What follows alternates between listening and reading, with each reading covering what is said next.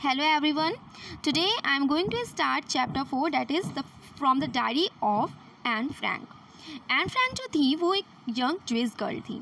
ठीक है, आज हम इनके बारे में पढ़ेंगे. और ये जो डायरी है इसका ये एक्सट्रैक्ट पोर्शन है, यानी कुछ पोर्शन जो उसमें है उन्होंने उसमें पूरे पोर्शन में क्या बताया है, उन्होंने अपनी डायरी में क्या लिखा है, तो उसका कुछ पोर्शन हम लोग पढ़ेंगे. ठीक है, सबसे पहले हम लोग एन फ्रैंक के बारे में जानते हैं. एन फ्रैंक जो थी वो एक ज्विस गर्ल थी. वो अपने पेरेंट्स के साथ जर्मनी में रहती थी. लेकिन जो हिटलर जो था यानी सेकेंड वर्ल्ड वॉर जब हुआ था तब उस समय उन्होंने क्या क्या यातनाएं सही थी और क्या क्या हुआ था उनके साथ, वहाँ के लोगों के साथ, हिटलर ने कैसे उन लोगों का विरुद्ध किया था, ये सारी चीज़ें हम उसमें जो एन फ्रैंक है उसने अपनी डायरी में लिखा है. एन फ्रैंक जो थी वो she writes only to lighten a burden और अ हर्ट, यानी वो इसलिए डायरी लिखती थी ताकि उसके जो दिल का जो बोझ है वो हल्का हो सके. ठीक है, वो ये फील करती हैं कि जो पेपर है वो उन लोगों से ज़्यादा उसमें फील होता है. ठीक है, और वो अपने डायरी को वो एक ट्रू फ्रेंड मानती हैं और उसका नाम वो किटी भी रखती हैं. ये उन्हें उनके पापा ने उनके 13 बर्थडे पे, यानी जो डायरी है जिस पे वो लिखती हैं इनको उन्होंने दिया था. ठीक है, yes, she wants a diary to be her true friend. वो चाहती थी कि उसकी जो डायरी है वो उसकी ट्रू फ्रेंड बने. And she is going to call her this friend Kitty. और उसने अपनी उस डायरी का नाम, यानी उसको अपना फ्रेंड मानती थी तो उसका नाम उसने किटी रखा हुआ था. ओके, अब आगे हम लोग देखते हैं कि इस डायरी में है क्या. Let's see. Diary writing a strange experience. अब उनका एक विचित्र अनुभव रहा डायरी राइटिंग में. Anne Frank think that writing a diary is strange experience for her. Anne Frank सोचती थी कि डायरी लेखन उसके लिए एक बहुत ही ज़्यादा मतलब स्ट्रेंज एक्सपीरियंस रहा है. She has never written anything like this before. उसने कभी भी ऐसा कोई भी लेखन यानी इस तरह का कोई भी चीज़ लिखा नहीं था, जो कि सेकेंड वर्ल्ड वॉर के बारे में उसने उसमें लिखा हुआ था. ठीक है, और नाजी लोग ज्विस लोगों पर बहुत ही ज़्यादा अत्याचार कर रहे थे, तो वो लोग नीदरलैंड इन 1940s में चले गए थे. वही सारी चीज़ें उसने उसमें बताई है सेकेंड वर्ल्ड वॉर के बारे में. आगे देखते हैं. She feels that no one else except her will be interesting in musing of a 13-year-old school girls. वह 13 साल की यानी वह अनुभव करती है कि सिवाय उसके अन्य कोई भी, यानी कोई भी एक 13 साल की स्कूली छात्र के जो थिंकिंग थी, जो भी वो सोचती थी कि कोई भी उसकी मतलब मीन्स दैट कोई भी इंटरेस्ट नहीं ले रहा था. आगे देखते हैं. She write it for herself. वो डायरी लिखती थी लेकिन अपने लिए लिखती थी. She wants to get all kinds of things of her chest. वह लिख कर अपने हृदय को, यानी उसको ऐसा लगता था कि हाँ वो जब वो डायरी लिखती है तो उसके हृदय का सारा बोझ हल्का हो रहा है. नहीं, ऐसा लगता है कि हाँ वो उसको अपना फ्रेंड मानती थी तो उससे वो सारी चीज़ें शेयर करती थी. और उसको जब वो 13 ईयर की थी तब उसके बर्थडे पर देख लीजिए यहाँ पे लिखा हुआ है, the diary of Anne Frank begin with a young girl who receives a diary which she names Kitty for her 13 birthday. 13 birthday पर उसके पापा ने उसको ये गिफ्ट किया था जिसका नाम उसने किटी रखा था. Cause she wants a friend, क्योंकि वो उसको अपना फ्रेंड मानती थी. आगे देखते हैं हम लोग. Paper has more patience than people. कागज़ जो होता है, पेपर जो होता है उसमें लोगों से अधिक धैर्य होता है. देखते हैं. Anne feels that paper has more patience than people. Anne अनुभव करती है कि कागज़ में मनुष्य से ज़्यादा धैर्य होता है. There was a time when she was a little depressed and sat at home. एक समय था जब वो थोड़ी सी बहुत ज़्यादा परेशान थी और घर में बैठी रहती थी. She doesn't want anyone else except her to read her stiff back notebook unless she find a real friend. वह अपनी जो नोटबुक की जो कवर होती है उसके सिवाय किसी, यानी जो नोटबुक थी, जो भी उसने जो डायरी लिखती थी उसके सिवाय वो कुछ और पढ़ना नहीं चाहती थी, क्योंकि वो उसे अपना बेस्ट फ्रेंड यानी कि real friend, she finds a real friend of her notebook को वो अपनी रियल फ्रेंड मानती थी. आगे देखते हैं. She keeps a diary as she does not have a friend. वह डायरी इसलिए लिखती थी क्योंकि उसका कोई भी मित्र नहीं था. Then her diary her friend Kitty. writes the outwardly there are about 30 people whom she can call friends. And लिखती है कि रियल में ऐसे 30 लोग हैं जिन्हें वह मित्र कह सकती है. शी हैज़ अ फैमिली, उसके जिन्हें उसका परिवार है. Loving aunts and a good home, यानी प्यारी चाचियाँ हैं और अच्छा घर है.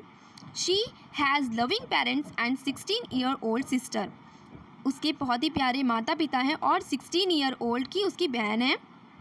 But still she feel alone, लेकिन फिर भी वो बिल्कुल अकेला अनुभव करती है.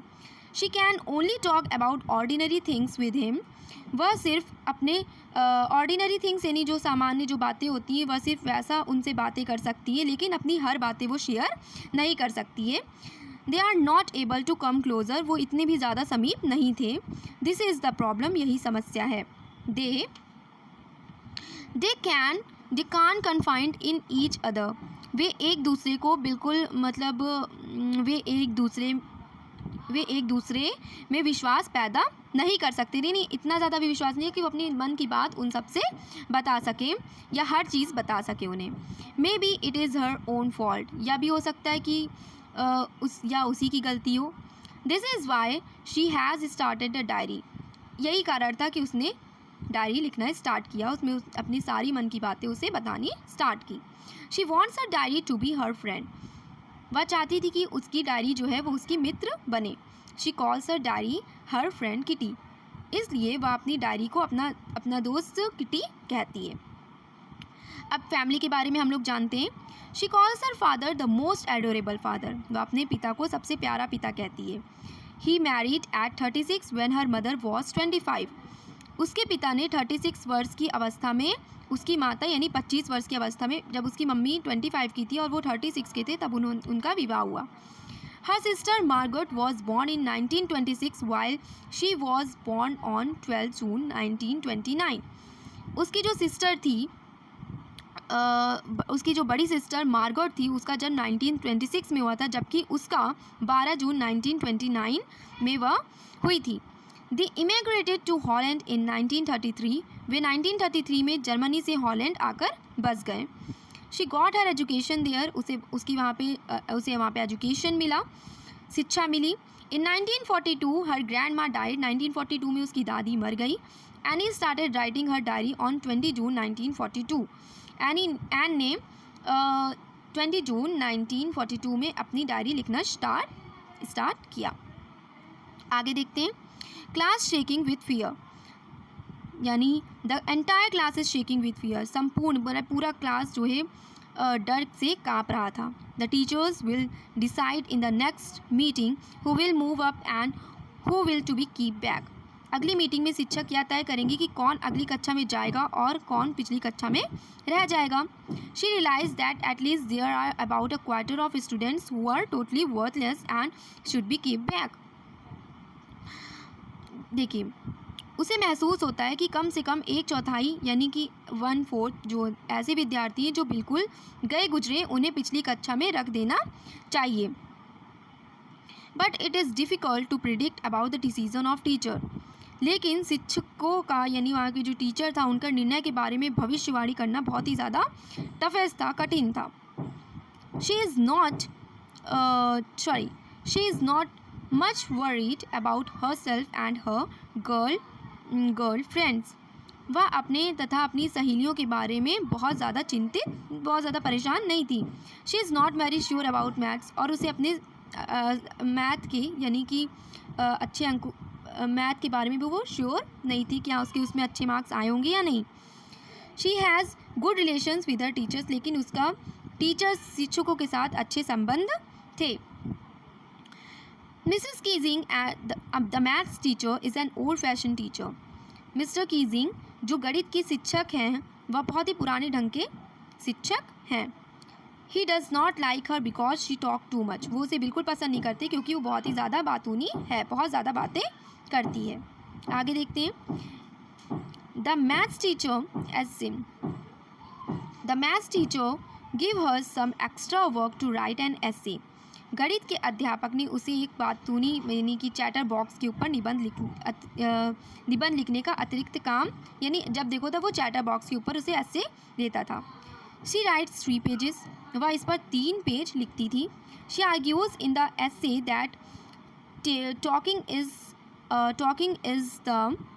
Is a students trade.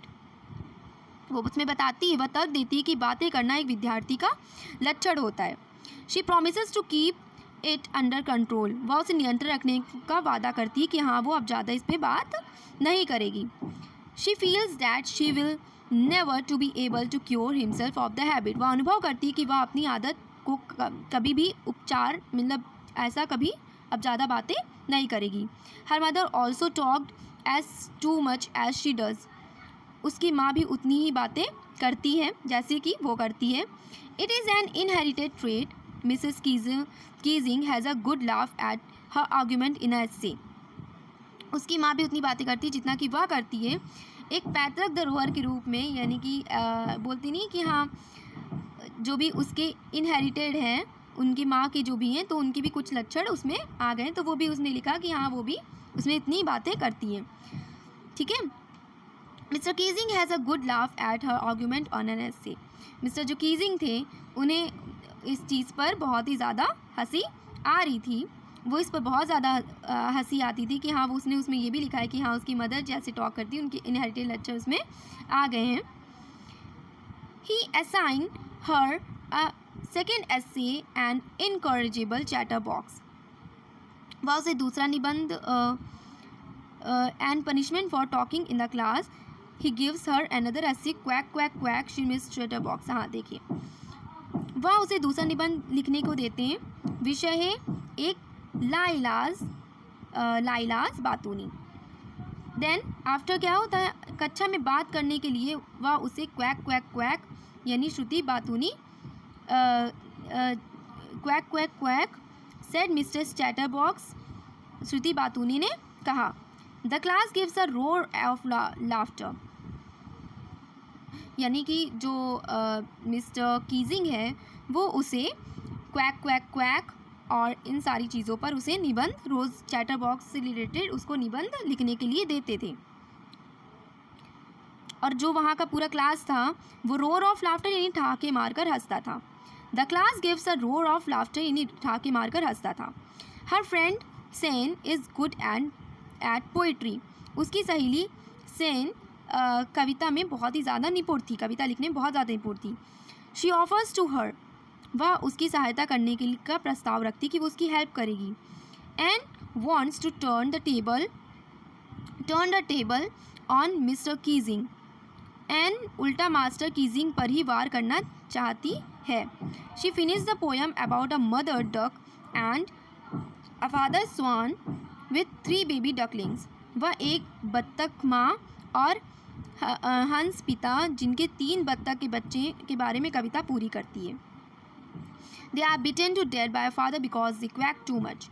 वे पिता द्वारा पीट कर इसलिए मर जाते हैं क्योंकि वे बहुत ही ज़्यादा क्वैक क्वैक करते हैं. Mister Keesing understand the poem and it message the right way. Mister Keesing उस कविता का और उसके संदेश को ठीक ढंग से समझ जाते हैं. Since then she was been allowed to talk.